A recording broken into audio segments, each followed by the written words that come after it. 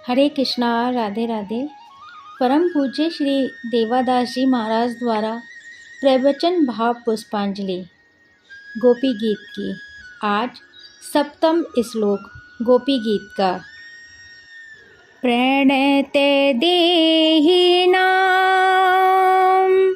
पाप कर्षणं तृणचरानुगं श्रीनिकेतनं फणिफणार्पितं ते पदाम्बुजं कृणुकुचे सुना क्रन्तिरेक्षयम्। भगवान को प्रणाम करने की बहुत बड़ी महिमा है। तुलसीदास जी ने मानस में कहा है कि यदि प्रणाम करने वाला बहुत कुटिल व्यक्ति है तो उसका प्रणाम करना भी खतरनाक होता है। नवनी नीच के अति दुखदाई, जिमि अंकुश धनु उरग बिलाई। अर्थात नीच व्यक्ति का झुककर प्रणाम करना वैसा ही है जैसे चूहे को मारने के पहले बिल्ली का आगे झुकना। ऐसे ही सांप जब झुकता है तो समझो काटने के लिए आ रहा है, और धनुष जब झुकता है तो तीर निकलता है। तो नीच पुरुष जब ज़्यादा झुके तो समझो अब खतरा आने वाला है। रावण ने पहली बार मारीच को प्रणाम किया तो मारीच डर गया कि अरे ये तो कभी प्रणाम करता नहीं है, इसका मतलब अब हमारे ऊपर कोई बड़ा संकट आया। अब यह कोई ऐसी बात बोलेगा जो हमारे लिए भारी आपदा लाएगी। ऐसे ही कंस ने अक्रूर जी को प्रणाम किया और उनको भेजना चाहा था कृष्ण बलराम को लाने के लिए, और कहा था कि उनको मारना चाहता हूँ। तो बहुत नीच व्यक्ति का प्रणाम सच्चा प्रणाम नहीं होता।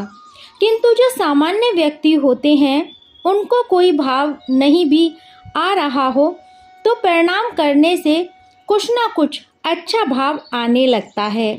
भक्त की बात तो बहुत ऊंची है। जब वह साष्टांग प्रणाम करता है तो उसके हृदय में समर्पण का भाव आने लगता है, ध्यान लगने लग जाता है, अश्रुपात हो सकता है, और अधिक भक्त हो तो एकदम गदगद हो जाता है। तो प्रणाम की इतनी अधिक महिमा है। गोपियाँ कहती हैं, प्रणते देहिनां पाप कर्षणं। प्रभु, जो शरणागत होकर आपको प्रणाम करता है उसके पाप का आप कर्षण कर देते हैं, यानी आप पाप खींच लेते हैं। प्रणाम करते समय व्यक्ति को अपने अहंकार से मुक्ति मिलती है। जितने अहंकार के आवरण हमने लाद रखे हैं वो सब एक एक करके उतरते चले जाते हैं। गीता दंडवती महाराज ने केवल प्रणाम के द्वारा ही भगवान को प्राप्त कर लिया था। एक श्लोक बोलते थे गीता का और फिर दंडवत प्रणाम करते थे। ऐसे ही पूरी गीता पढ़ते थे। भगवान ने उनको दर्शन दिया। प्रणाम करने से भक्ति का लाभ होता है, चरणों का दर्शन होता है, अहंकार गल जाता है, हृदय ग्रंथि का भेदन हो जाता है। अपने आप इतनी महिमा है प्रणाम करने की। प्रणाम की महिमा शरणागति के साथ ही होती है, अन्यथा अहंकार अथवा चापलूसी हो तो उस प्रणाम का महत्व नहीं होता। शरणागति के साथ दंडवती प्रणाम, पांचांग प्रणाम, साष्टांग प्रणाम एवं बधा अंजलि प्रणाम अति प्रभावशाली होते हैं। स्वयं भगवान श्री कृष्ण ने गीता जी के 18वें अध्याय में कहा है, मन मना भव मद भक्तो मदाची माम नमस्करेउ। हे अर्जुन, मैं तुझे परम गोपनीय बात बता रहा हूँ, इससे तुझे बहुत लाभ होगा। मुझसे अपने मन को लगाने वाला हो एवं मेरी भक्ति के साथ मेरा पूजन करते हुए मुझे प्रणाम करे। तृणचरानुगम श्री निकेतनम। तृणचर अर्थात घास खाने वाली गौ के लिए भी आप सुलभ हैं और उसके पीछे पीछे चलते हैं। आपके वो चरण गौओं के पीछे चलते हैं जो देवी देवताओं के लिए दुर्लभ हैं और लक्ष्मी माता की गोद में विराजमान रहते हैं। इतनी महत्ता होने के बाद भी आपके चरण गौओं के लिए भी इतने सुलभ हो गए तो महाराज हमारे ऊपर क्यों नहीं कृपा कर रहे हैं, हमको ही क्यों वंचित कर रहे हैं। गोपी कृष्णस्य कृतज्ञ प्रणामो दशा सस्वमेधाय कृते नेव तुल्य। एक बार भगवान कृष्ण को शरणागत भाव से सच्चाई से प्रणाम किया जाए तो 10 दशाश्वमेध यज्ञ के बराबर पुण्य प्राप्त होता है तथा सब पाप नष्ट हो जाते हैं और दशाश्वमेध यज्ञ करने वाले का पुण्य नष्ट होते ही पूर्व जन्म होता है, किंतु कृष्ण प्रणामी न पूर्ण भर्वम। शरणागत भाव से कृष्ण को प्रणाम करने वाले का पूर्व जन्म नहीं होता। अक्रूर जी की तरह, भरत जी की तरह और गोपियों की तरह। यहाँ पर प्रणत देही नाम कहा गया है, यानी कोई भी देहधारी चाहे मनुष्य हो या फिर पशु ही क्यों न हो, यदि भगवान को इस प्रकार प्रणाम करता है तो उसकी सद्गति प्राप्त होती है। सच्ची घटना है। एक प्रसिद्ध संत रामदास काठिया बाबा अफगानिस्तान गए थे, उनके भक्त ले गए थे। वहाँ काबुल में एक मुसलमान आया, बोला कई दिनों से हमें सपना हो रहा है कि काठिया बाबा नाम के एक फकीर हिंदुस्तान से आ रहे हैं, तुम अपना यह ऊँट उन्हें दान कर दो।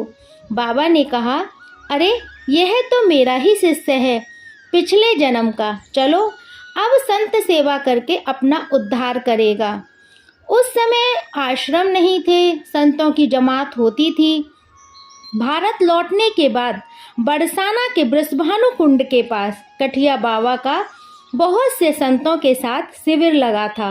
वहाँ उस शांत प्रकृति के ऊंट ने चारा खाने की नाद तोड़ डाली। बाबा ने पूछा, जानकी दास, तुमने अपने ही भोजन का पात्र क्यों तोड़ दिया?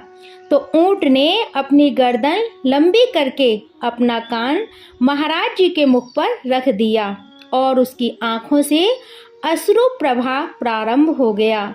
महाराज जी ने कहा, अरे यह बात है, तुम्हारा टाइम आ गया जाने का, दीक्षा लेना चाहते हो? अच्छा लाओ भाई, इनको भी प्रसाद दो राधा रानी का, आरती इनको भी दो। प्रसाद आरती के बाद महाराज जी ने ऊंट के कान में मंत्र प्रदान किया। उसके बाद वह जमीन पर लेट गया, मस्तक गुरु चरणों में रख दिया और उसी समय प्राण त्याग दिए। तो ऊंट जैसे पशु शरीर में भी भक्ति हो सकती है यदि पिछले जन्म की तपस्या हो। फिर उसी जगह आते हैं। प्रणत देहिनाम पाप कर्षणम। प्रभु आप शरणागत भक्तों के प्रणाम मात्र से उनके पापों का कर्षण कर देते हैं। भगवत प्राप्ति में पाप बाधा है। वेदांत के अनुसार भगवत प्राप्ति में 3 बाधाएं हैं। प्रथम मल, द्वितीय विक्षेप, तृतीय आवरण। प्रथम मल माने पाप। भक्त सेवा से, संत सेवा से पाप नष्ट होते हैं। सुहृदय भक्त भी निष्पाप होते हुए भी अपने को पाप युक्त मानते हैं। भरत जी जैसे महान भक्त भी कहते हैं कि राम जी यदि हमारे पापों को याद करेंगे तो कभी कृपया नहीं करेंगे। भक्त का तो स्वभाव ही होता है, वह सोचता है कि मेरे पाप ज़्यादा हैं, इसलिए प्रभु मेरे ऊपर कृपया नहीं कर रहे हैं। पाप सेवा से, भजन से, भगवान की कृपा दृष्टि से नष्ट होता है। गोपी कहती है कि भगवान को शरणागति के साथ प्रणाम करने से भगवान पापों का कर्षण कर देते हैं, यानी कि पाप खींच लेते हैं। द्वितीय है विक्षेप, अर्थात डामाडोल होना भगवत प्राप्ति में बहुत बड़ी बाधा है। स्थिरता के बिना कार्य पूर्ण हो ही नहीं सकता। तृतीय है आवरण, अर्थात पर्दा। यदि पड़ा हो तो उसको हटाना आवश्यक है। उदाहरण के लिए दर्पण ठीक है। दर्पण पर जब मल अर्थात गंदगी होगी तो आप अपना स्वरूप नहीं देख पाएंगे। यदि दर्पण में विक्षेप हो यानी हिल रहा हो तो भी चेहरा ठीक से नहीं दिखेगा। और यदि दर्पण के ऊपर आवरण यानी कपड़ा पड़ा हो तो उसको हटाए बिना कुछ नहीं दिखाई पड़ेगा। गुरु की कृपा से विक्षेप समाप्त होता है। भक्ति में, साधना में टिकाऊपन आता है। आवरण के विषय में भगवान ने गीता के 7वें अध्याय में कहा है कि मैं एक पर्दा डालकर रहता हूँ और जब उसको हटाता हूँ तभी कोई मुझे देख पाता है। तो गोपी कहती हैं कि हे प्रभु, पापों के कर्षण से लेकर आवरण हटाने तक का काम आप कर देते हैं। अपने प्रणत भक्तों के लिए तो हम भी तो प्रभु प्रणत ही तो हैं, फिर क्यों नहीं आप हमको मिल रहे हैं। प्रणत देहिनां पाप कर्षणम। गोपियाँ भगवान के चरणों की सुलभता और महत्ता दोनों बता रही हैं। ये दोनों विरोधी गुण हैं। ये दोनों गुण एक साथ किसी में मिलना संभव नहीं है। जो बहुत महान होगा उससे संपर्क करना बहुत दुर्लभ होगा, लेकिन ये दोनों गुण गोपियाँ भगवान के चरणों में बता रही हैं। इतने सुलभ हैं भगवान के चरण की तृण चरानुगम, अर्थात गौओं के पीछे पीछे चलते हैं। और इतने महान हैं ये चरण की श्री निकेतनम, लक्ष्मी जी का वास है उन चरणों में। लक्ष्मी जी उनको अपनी गोद में रखकर दुलार करती हैं। गोपियों को प्रतीत होता है कि कृष्ण हमारी बात सुन रहे हैं, इसलिए वो सब कृष्ण को ही सुना रही हैं। भक्त को विश्वास रखना चाहिए कि हम जो कह रहे हैं वह भगवान सुन रहे हैं, तभी साधना में प्रगति होती है। वह साधक प्रभु से बोलता रहता है, प्रभु सुनते रहते हैं। साधक का दृढ़ विश्वास होता है कि भगवान अभी सब सुन रहे हैं, अभी उनका बोलना जरूरी नहीं है। जब जरूरी समझेंगे तब अवश्य बोलेंगे। फणी फणार्पितम, फणी मतलब नाग के फण पर अर्पित कर दिया था आपने अपने चरणों को। ते पदाम्बुजम, वही आपके चरण हैं जो इतने कोमल हैं, फिर भी आपने विषधर सर्प के फन पर रख दिया था। इससे एक तो आपने ब्रजवासियों की रक्षा की, दूसरे आप इतने कृपालु हैं कि आपने उस विषधर का विष भी खींच लिया था। और हम लोगों ने देखा प्रभु कि उसका विष और क्रोध दूर हो गया, स्वभाव बदल गया और वह धीरे धीरे यहाँ से चला गया। महाराज, हमको भी क्रोध रूपी कालिया विचलित कर देता है। हमारे हृदय में क्रोध आ जाता है जो आँखों से प्रकट हो जाता है। हृदय में बेचैनी हो जाती है तथा स्मरण शक्ति खत्म हो जाती है। स्वरूप मुखा आकृति बिगड़ जाते हैं, सारा काम बिगड़ जाता है, बाद में पछताना पड़ता है। यह क्रोध रूपी कालिया कभी कभी फन उठाता है जो हमारी आँखों से प्रकट होता है। इसलिए प्रभु हमारे नेत्रों पर, सिर पर और वक्ष स्थल पर अपने चरण रखकर इससे हमें मुक्ति दिलाइए।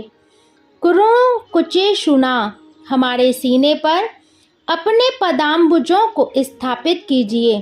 क्यों कीजिए? क्योंकि हृदयक्षयम, हमारे हृदय में शयन कर रहे हैं वासना और क्रोध। यहाँ वासना का तात्पर्य अधिक है। उस वासना और क्रोध को प्रभु क्रंथि मार डालिए। अब यह गोपी का कहना है कि हमारे हृदय में वासना का विष है, लेकिन यह यथार्थ नहीं है। यथार्थ तो यह है कि गोपी के अंदर कोई वासना थी ही नहीं। जब उच्च कोटि की भगवत भक्ति होती है तो वासना पहले ही खत्म हो जाती हैं। मन से सकल वासना भागी, केवल राम चरण लौ लागी। राम चरणों से तभी लौ लगती है जब मन से वासना समाप्त हो जाती है। फिर गोपी क्यों कहती है, क्रंदी ऋक्षयम, मेरे हृदय में शयन कर रही वासना को मार दीजिए। इसे आप समझने का प्रयास कीजिए। गोपी के अंदर बहुत उच्च कोटि की भक्ति की कामना है, कृष्ण को सुख देने की, खुद को सुख नहीं लेना है।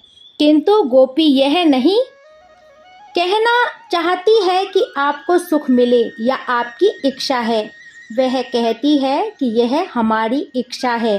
अपनी वासना समाप्त करने के बहाने वह भगवान के चरण अपने सीने में रखकर उनकी सेवा करना चाहती है, सहलाना चाहती है। गोपियों के अंदर कितनी शिष्टता है, कितना निराला ढंग है अपनी भक्ति को प्रकट करने का। उनकी बोली में कितनी सरसता है। उनकी प्रतिपूर्ण बातों ने मोह लिया, भगवान को खींच लिया अपनी ओर। जब गोपी की वाणी में इतनी सरसता है तो भगवान की वाणी में कितनी होगी, उसकी कल्पना भी नहीं की जा सकती है।